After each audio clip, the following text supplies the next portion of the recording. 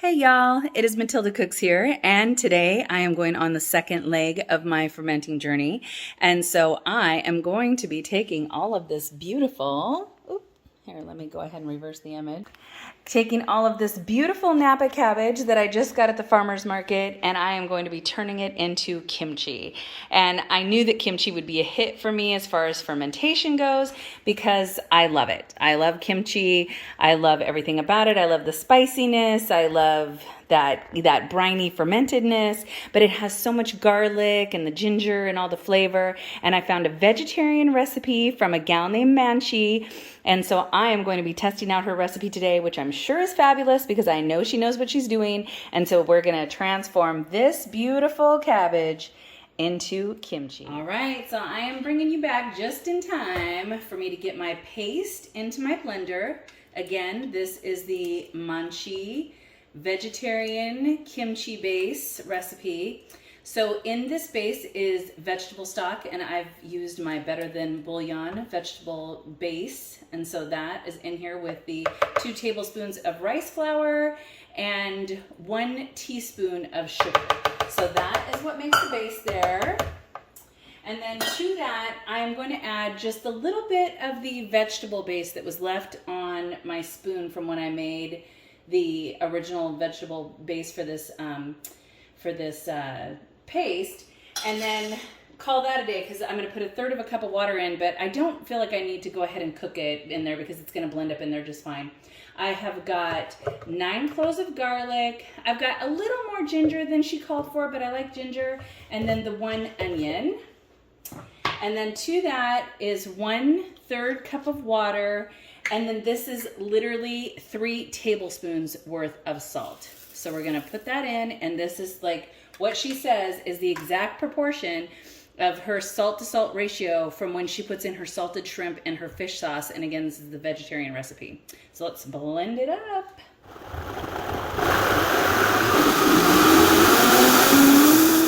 Okay, I forgot to add 1 teaspoon of sugar. So don't forget to add the teaspoon of sugar. I was just looking at her recipe again, and I want to make sure and get that in because there is always going to be a salt-sugar balance. So now that I've got my sugar in there, we're just going to get this base into this bowl. And then we are going to add in the gochugaru, which is the Korean red chili flakes. Now, Maangchi, I don't know what version of the gochugaru she has. Now, I got this one off of Amazon, but she calls for a cup. And this is not my first rodeo with trying these particular red peppers flakes. And this is again. So these say that they are medium heat, but let me tell you, I don't know whose version of medium it is because to me they are hot. So what I'm going to do is rather than a cup, I am going to start at 1/3 cup.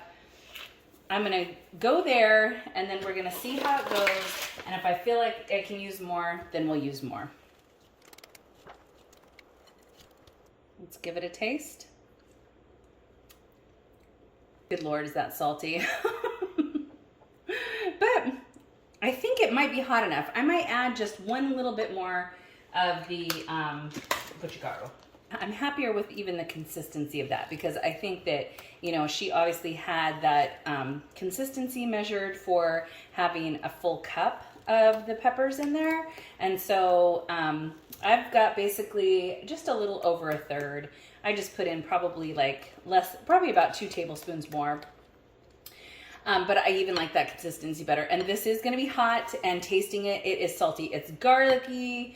It's got a little bit of ginger in it. It's got the onion in it. I mean, the flavor is fantastic. But the purpose of the salt is that it is going to ferment right. Because I've made this before, and I tried not putting the salt in it because I wanted it less salty. Well, hello, fermenting means salt.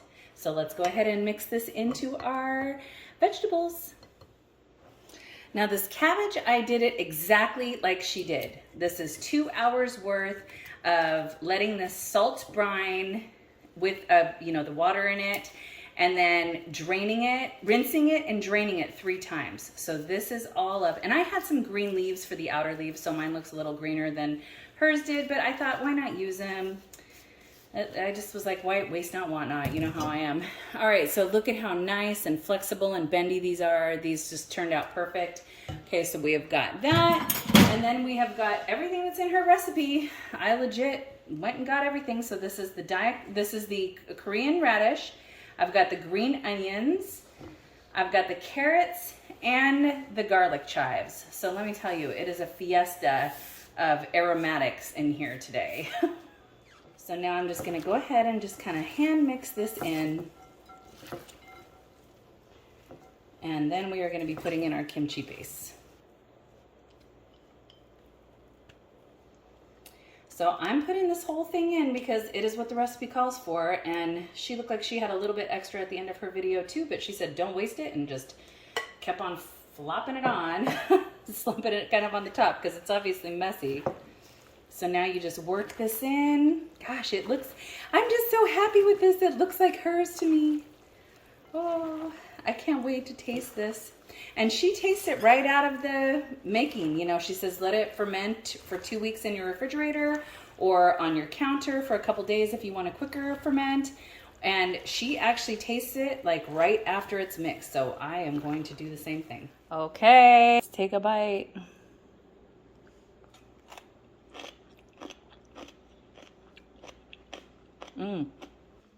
Okay.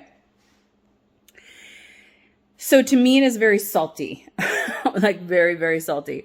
But I think once it ferments, I think it'll even out, you know, it's spicy, it's delicious, but salty. But you know, I made it the first time and I didn't put the amount of salt in it that I should have put in, and it didn't turn out well, and it did not ferment right. So I am going to put these in jars. I am going to ferment it for the next 2 days, which was her recommendation. And then I'm going to taste it again then. All right. We are back to the drawing board.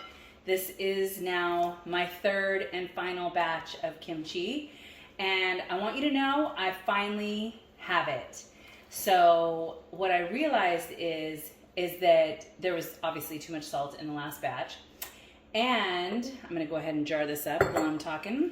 And what I realized is that I needed to be tasting the base. Instead of just following recipes, I needed to be tasting the base, you know, like as I was going as far as like the salt additions, because it's so easy to get out of balance and it's so much better, which is a rule of mine when you're obviously tasting food as you go. So anyway, I am gonna finish getting this jarred up and then we will do a little taste test. I'll get my rice and we'll do a little taste test. But as you can see, I'm just piling this all in here and just squishing it down as I go, making sure that all of that kimchi is gonna be under this brine. And I will, in a second, show you the difference. I'm gonna have to clean my hands, but I'll show you the difference between my last batch and this batch. Okay, now here's for the compare and contrast. So I made 4, what are these, pint jars of this last one. Now, as you can see, this first one is a little more pasty. And as it ferments, then I just keep on going in and I just keep on making sure that all of these vegetables are under the brine. So what I notice is I definitely got more cabbage in this one. So this one probably has a little more than the 3-pound cabbage that is in the original recipe. But I'm not mad at it. I actually kind of like the more liquidy brine. It kind of reminds me a little bit more of the one that I buy at Fred Meyer when I buy it that's in the refrigerated section, which doesn't look as opaque to me as this one. It's more like this one when you look at it. And so still, again, you just want to press all those vegetables underneath that brine if you're going to try this. This is, again, my 3rd time's the charm. It's been a long, painstaking road to get some kimchi up in this house. But anyway, I got myself a little bit of rice, got myself this kimchi, and we'll go ahead and take a bite.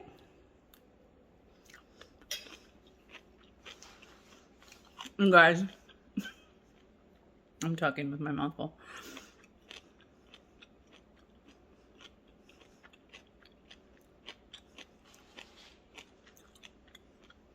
It is so good. It's spicy.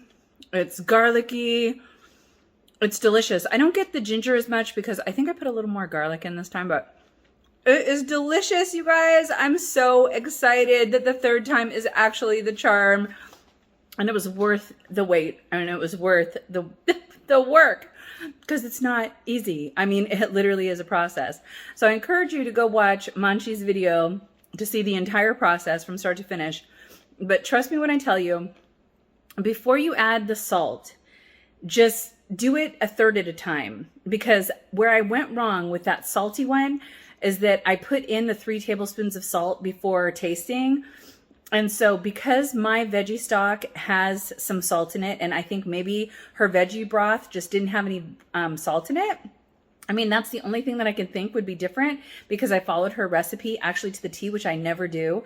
And so I just think that my veggie broth must have had like a little more salt, and hers just had none. And so I just added 1 tablespoon of salt once I mixed my original paste with my garlic and ginger. And it's like a teaspoon of sugar. And so I got all that mixed, and a third of a cup of water. Sorry. The recipe will be in the description, but I'm actually going to link her video to it, because I think it's good to just link her video. But I will put my adapted recipe in my description, just in case you want to do the vegetarian one and you're using the Better Than Bouillon broth, because I finally perfected it and it's delicious. I'm still going to let it ferment, but this time it's good straight from the mix. It's so delicious. So anyway, yeah, so I just put in the 1 tablespoon of salt and I mixed it up, and I thought, oh my gosh, I think that's still a little bit salty, but it really does have to have enough salt to ferment. So, and it wasn't over salty at all this time. It was salty, but it wasn't like, whoa, good Lord, that's a lot of salty. So anyway, I hope you guys try it. You know, fermented foods again are so good for us. And if you can find one that's so flavor filled and that you're actually going to eat, then, and enjoy it, then I would try it. But if you're not a kimchi fan, you might try this vegetarian recipe, because I think that sometimes, me personally, I don't eat fish. And so if I don't eat fish, then I'm definitely not going to want fish sauce and salted shrimp in a vegetable that I want to eat. And so I think it's so good to just go ahead and try the vegetarian version and see if you like it. Anyway, God bless you guys. I hope you have a great day. I look forward to cooking with you again soon. Take care. Bye.